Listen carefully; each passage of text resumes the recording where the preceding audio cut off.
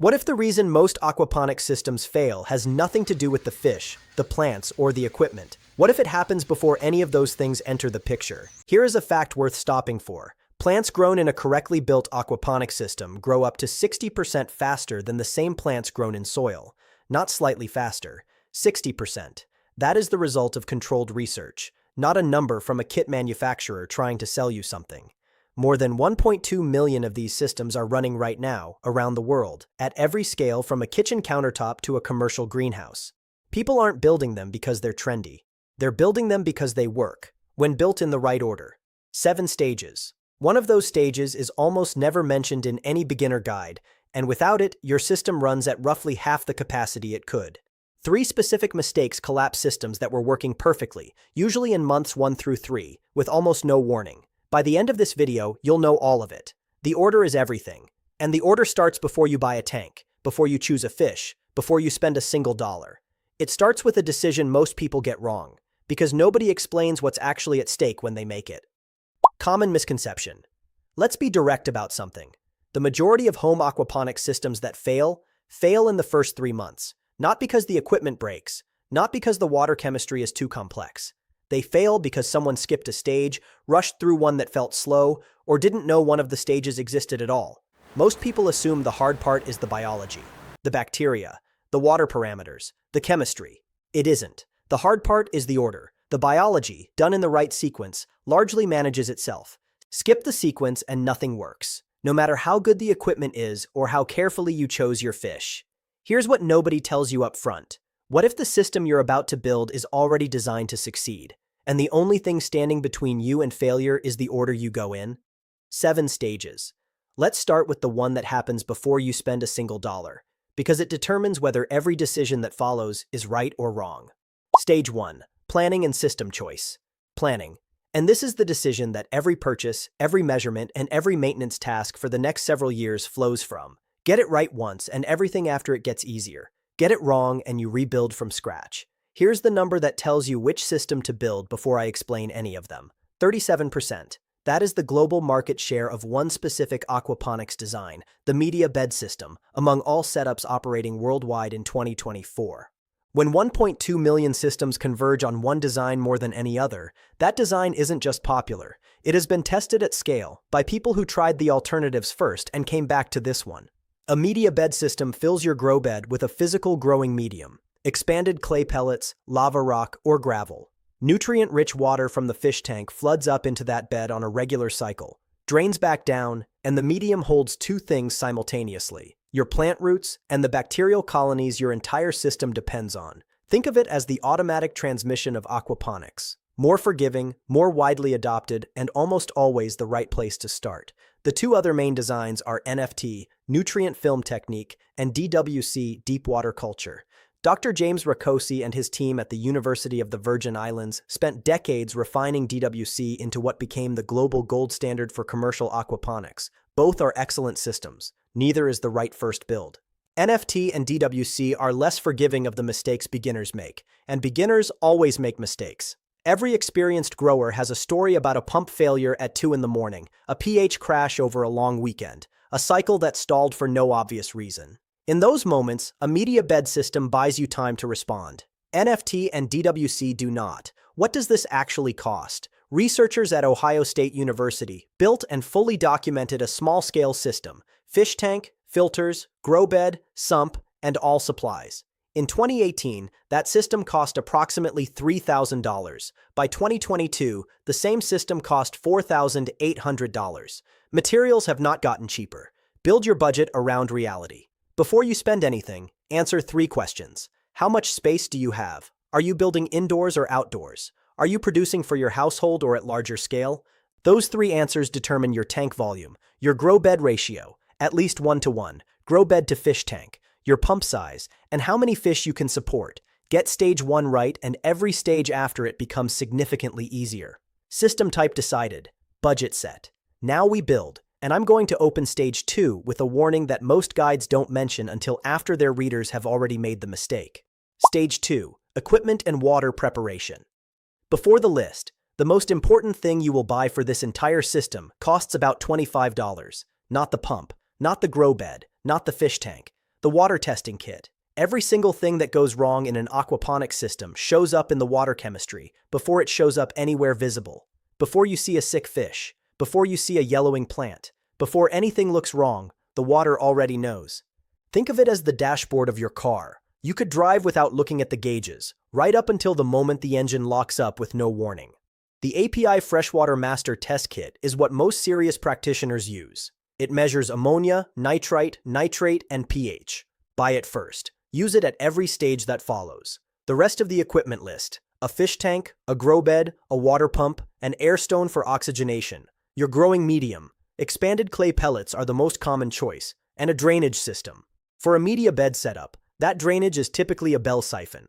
As water fills the grow bed to a set level, a shift in air pressure creates a vacuum that drains the bed automatically. No timer, no electrical intervention, just physics doing the work.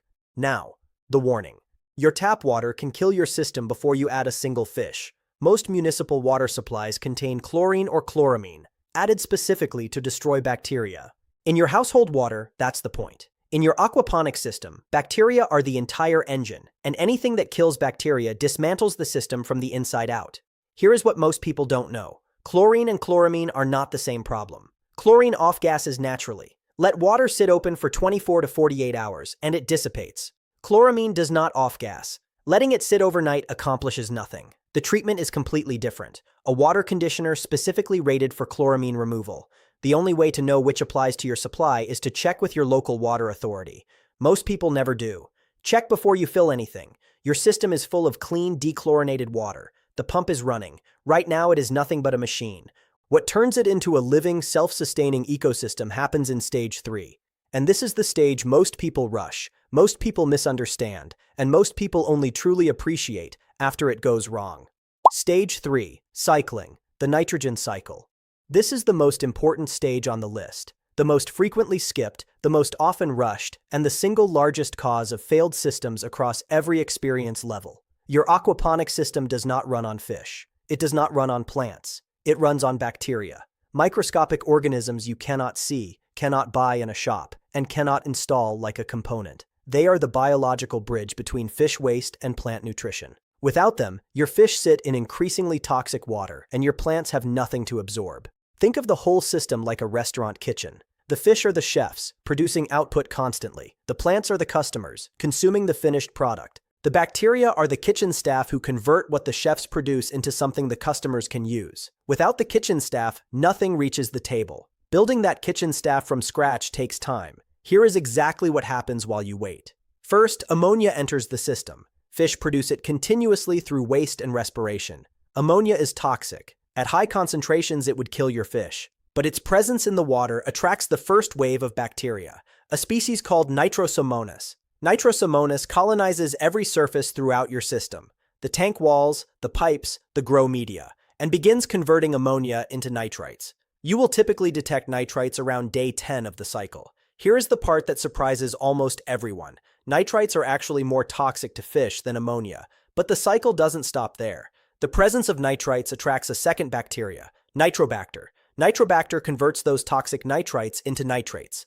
Nitrates are largely harmless to fish and precisely what your plants are hungry for. When your tests show ammonia near zero, nitrites near zero, and nitrates rising, your system is cycled. You have a living ecosystem. The numbers you need to know. Safe ammonia level, 0 to 0.25 parts per million. The death threshold, 4 parts per million. At that point, your bacterial colony collapses and the cycle resets to 0. Ideal pH once operational, 6.8 to 7.2. Ideal water temperature during cycling, 75 to 80 degrees Fahrenheit, or 24 to 26 Celsius. Timeline, 4 to 6 weeks. There is no shortcut. Now, 2 things destroy your cycle without any visible warning. The first, topping up with chlorinated water. Every time untreated tap water enters the system, it kills a portion of the colonies you are building. The cycle stalls. You don't know why. The answer was in the water you added 3 days ago. The second surprises people most. Cleaning your grow media. The biofilm coating your clay pellets and lava rock, that slightly slimy layer that looks like something you should remove, is not contamination. That is your bacterial colony. That is the system. Scrubbing it clean feels responsible. It erases weeks of biological progress in an afternoon. Leave it completely alone. Once you understand that this system runs on bacteria, not equipment, not fish, not plants, you stop thinking like a gardener and start thinking like a systems manager. That shift is what separates the growers whose systems keep improving from the growers whose systems slowly degrade with no explanation they can find. One question worth sitting with. Which of those two silent killers, the tap water top-up or the cleaning instinct, would you have been most likely to do without knowing? Drop it in the comments if you make it to the end. The answer shapes what I cover next. Cycle confirmed. Bacterial colony established. The invisible engine is running. Stage 4 is the first stage most people picture when they think of aquaponics. But before you buy a single fish, there is something you need to check that most guides assume you already know, and that can create a legal problem if you don't. Stage 4. Adding fish. And the first thing you do before purchasing a single one is check your local regulations. Tilapia are the most recommended beginner fish in aquaponics. Hardy, forgiving, reaching harvest size in 6 to 9 months. They are also banned in most of Australia and restricted in multiple US states. The reason is ecological. One tilapia released into a local waterway can permanently displace native species. The most recommended beginner fish in this space is also one of the world's most ecologically disruptive. Check before you buy. If tilapia aren't available, goldfish and koi are genuinely excellent alternatives, hardy, legal almost everywhere, and what experienced growers in those regions have built successful systems around for years. Catfish for warm climates, barramundi in tropical regions, trout in cold ones. Here is what most people miss. The fish species matters far less than they think. The fish is the ammonia source. That is its primary function. Any fish that produces sufficient waste and tolerates your water temperature is a viable choice. The bacterial colony does not care which species generates the ammonia. On stocking density, 1 fish per 5 to 10 gallons of water. Start conservative. Overstocking spikes ammonia. Above 4 parts per million, your bacterial colony collapses. That is not a recoverable situation in the short term. Think of fish food as the raw input to a manufacturing process. What goes in determines what comes out, and what comes out is your plant fertilizer. Only 25 to 30% of the nitrogen in fish feed converts to fish biomass. The remaining 70 to 75% dissolves into the water as ammonia and becomes nutrition for your plants. Premium feed produces nutrient-rich water. Budget feed produces nutrient-poor water. You are not just feeding fish, you are formulating the fertilizer your vegetables grow on. Fish in the system. Colony running. Now here is the stage almost every beginner guide leaves out entirely, and without it, your system is functioning at roughly half the capacity it could. It costs almost nothing to implement. Stage 5. The secret stage, worms. And this is the one I mentioned at the beginning. The stage almost no beginner guide covers. Add worms. Not metaphorically, actual worms. Specifically red wigglers, Eisenia fetida, placed directly into your grow bed media. Bacteria are excellent at processing dissolved fish waste, the ammonia in the water column. What bacteria handle poorly is solid waste, uneaten food, dead root matter, organic debris compacting in the media over time. That material accumulates, reduces water quality, and degrades the grow bed. Red wigglers consume that solid waste directly. As they process it, they produce worm castings, one of the most nutrient-dense natural fertilizers that exists. Those castings carry beneficial microbes that actively suppress root rot. Research shows they also repel spider mites, aphids, and mealybugs. Red wigglers release compounds that destroy certain pathogens before they reach your plant roots. Bacteria handle one half of the waste equation. Worms handle the other. Both need to be present for a fully functioning system. The growers who know this build systems that keep improving with minimal intervention. The growers who don't wonder why their grow beds degrade faster than they should. A handful of red wigglers in the grow bed. Almost zero cost. Significant return. Everything beneath the surface is now running. Bacteria in the biofilm. Fish in the tank. Worms in the media. Now it is time to add the one thing your system has been building towards since day one. And there is a fact about what it produces that most people find genuinely surprising the first time they hear it. Stage 6. Planting and first harvest. Start with leafy greens. Lettuce cycles in 30 to 45 days. Basil and most herbs in 15 to 25. Fast, forgiving, and precisely matched to the nutrient levels a recently cycled system produces. They also function as ongoing feedback. Healthy growth means your system is balanced. Yellowing or stunted growth means something is off before it becomes critical. Keep pH between 6.6 and 7.2. Drop below 6.5 and your Nitrosomonas bacteria begin to slow. Drop to 6.0 and nitrification stops entirely. Your fish look fine, your plants look fine. The bacterial colony is collapsing silently. Adjust pH in increments of no more than 0.2 units at a time. Test after each adjustment, and wait before adding more. Think of it like adjusting the trim on a boat. Small, deliberate corrections. Not a sudden hard turn.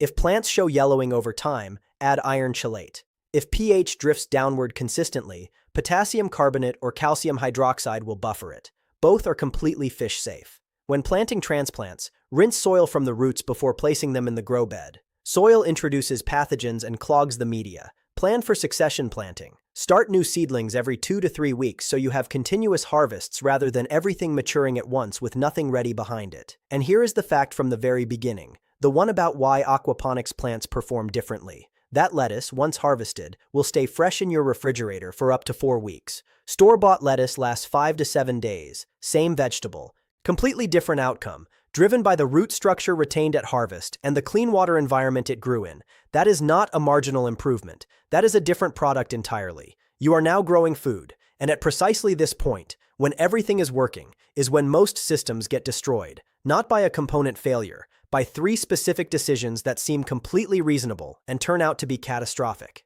Here they are. Stage 7, maintenance and the 3 fatal mistakes. Here is what it actually looks like day to day. Check your fish, feed them for 5 minutes, top up water with dechlorinated water only, and walk away. Weekly, run your water tests. Ammonia, nitrites, nitrates. pH. 0 ammonia and 0 nitrites means your system is healthy. Every few months, flush accumulated solids from the grow bed gently. You are removing sludge, not cleaning the media. That is the entire routine. Simpler than most people expect. Now, the 3 mistakes that collapse systems that were running perfectly. What does it feel like when a system that has been thriving for 2 months crashes with no obvious cause? Ask any grower who has scrubbed their grow media. They know exactly what it feels like. Fatal mistake 1. Cleaning your grow media. The biofilm on every pellet and rock in your grow bed is your bacterial colony. It looks like something you should remove. Removing it dismantles months of biological work in a single afternoon. Fatal mistake 2. Topping up with untreated tap water. Every top-up with chlorinated water is a partial bacterial kill. Slow, invisible, cumulative, until the system becomes unstable with no cause you can identify. Fatal mistake 3. Overfeeding. More food feels like more nutrition. What it actually is more ammonia than your bacterial colony can process, pushing levels toward 4 parts per million, collapsing the colony, crashing the system. 5 minutes. Remove what remains. These 3 mistakes account for the majority of home aquaponics failures in months 1 through 3. Not equipment, not bad luck. Decisions made by people who didn't have this information. Now you do. And here is the part most setup guides never get to, because they stop at the how and they never tell you the why. Let's fix that now. Callback plus stakes plus CTA plus future pace. Remember the question from the very beginning. Why do most systems fail, and why is it nothing to do with the fish, the plants, or the equipment? It is the order. It is always the order. Stages skipped, cycles rushed, tap water added without treatment, media scrubbed clean by someone who thought they were helping. The biology is not the hard part. The biology followed in sequence is extraordinary. Agriculture accounts for approximately 70% of all fresh water drawn from rivers and aquifers globally. Aquaponics uses 90% less. The plants you grow in it grow up to 60% faster than in soil and stay fresh for up to 4 weeks after harvest. More than 1.2 million of these systems are operating around the world. This is a billion-dollar industry growing at nearly 14% annually. What you just learned to build is not a hobby project. It is the early version of how significant amounts of food will be grown in the next generation. You now understand what most people in this space don't, not just the how, but the why, the sequence, and the 3 decisions that destroy systems that were built correctly. That is a different level of readiness than you had 20 minutes ago. So here is the question that actually matters now. What are you going to do with it? What stage are you at right now? Starting from 0, mid-build, or troubleshooting something already running? Drop it below. I read every comment, and the answers shape what comes next. And if you want to know exactly what to budget before you spend anything, not a range, an actual component breakdown by system type with real current prices, that is what the next video covers. By the end of it, you will know the precise cost of your chosen build before a single dollar leaves your pocket.